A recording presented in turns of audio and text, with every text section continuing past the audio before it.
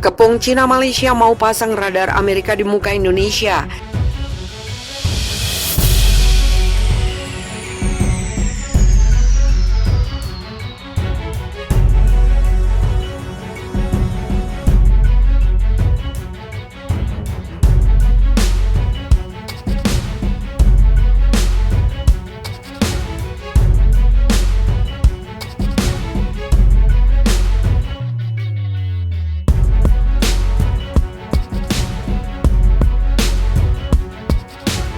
Ternyata Amerika Serikat telah mengucurkan dana besar untuk membelikan militer Malaysia persenjataan baru yang dapat mengepung pergerakan Cina di Laut Cina Selatan.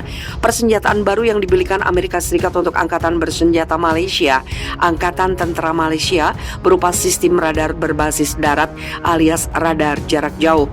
Dilansir Viva Militer dari DAS, Jumat 29 Oktober, Amerika Serikat telah mengucurkan uang sebesar lebih dari 25 juta dolar Amerika Serikat kepada Lockheed Martin untuk kontrak pembangunan sistem radar jarak jauh itu. Dalam pernyataan Departemen Pertahanan Amerika Serikat tertanggal 24 September disebutkan bahwa perusahaan cabang Lockheed Martin di Liverpool, New York telah mendapatkan kontrak untuk Malaysia Ground Based Radar System. Kontrak Departemen Pertahanan Amerika Serikat akan selesai pada 30 September. Biaya pengadaan radar jarak jauh untuk pemerintah Malaysia didanai melalui alokasi fiskal 2021 Building Partner Capacity Funds oleh pemerintah Amerika Serikat. Sistem radar yang dibelikan Amerika itu bakal dioperasikan Angkatan Udara Militer Malaysia. Kemungkinan besar menurut situs pertahanan Malaysia, radar yang berjenis AN-TPS-77, radar ini sangat mumpuni karena memiliki jangkauan radar 470 km. Dan kemungkinan besar radar itu bakal ditempatkan militer Malaysia tepat di muka wilayah Negara Kesatuan Republik Indonesia, yaitu di utara Pulau Kalimantan, tepatnya di Pangkalan Udara Baru Bariboni Base yang akan dibangun Malaysia di Bintulu, Sarawak. Lokasi ini sangat ideal bagi Malaysia untuk memantau pergerakan militer Cina, terutama lalu lalang pesawat militer Cina, sebab tempatnya tepat berhadapan dengan Laut Cina Selatan. Sejauh ini militer Malaysia sudah mempersiapkan pasukan untuk mengoperasikan radar itu. Mereka berasal dari sektor pertahanan udara barat RMAF. Mereka sudah diutus ke Camp Riley, Oregon, markas militer Amerika Serikat untuk berlatih pengoperasian radar.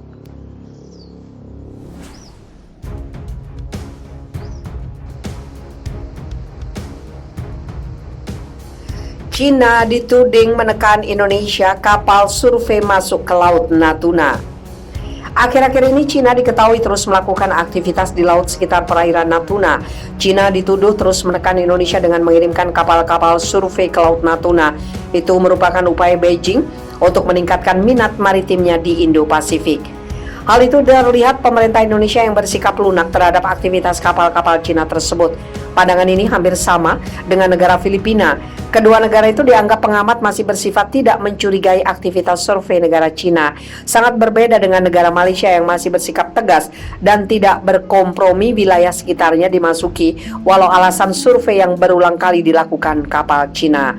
Laporan Radio Free Asia mengatakan, selain Indonesia, Malaysia juga mengalami nasib serupa di mana kapal-kapal Cina beroperasi di dekat zona ekonomi eksklusif Kuala Lumpur.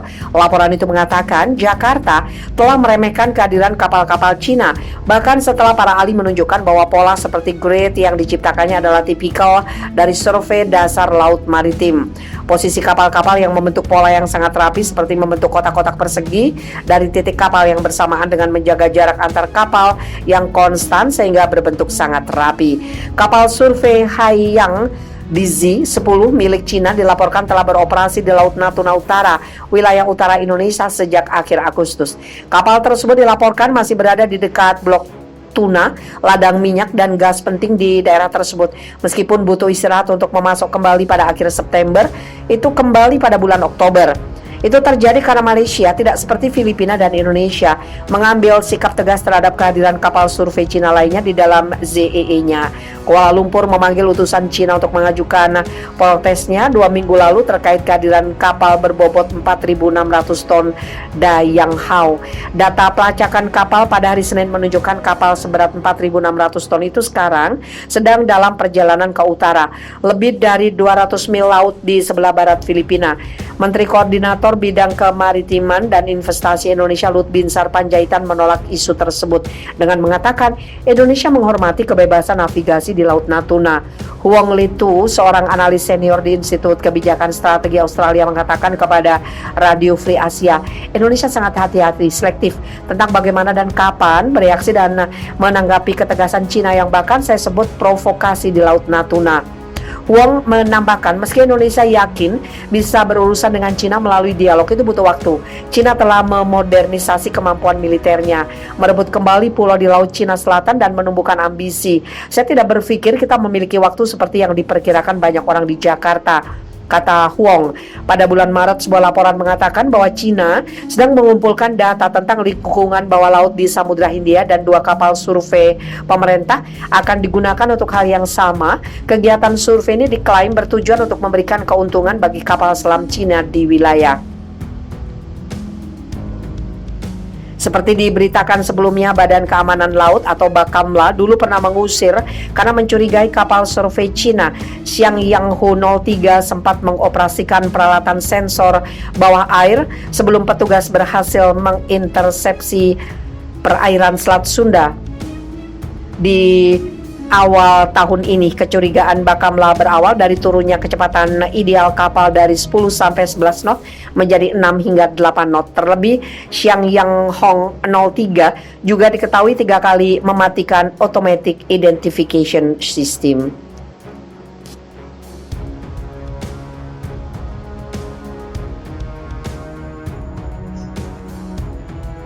Jangan kira Indonesia tidak mampu hadapi Cina, kapal Coast Guard Cina bisa rebuk di Natuna.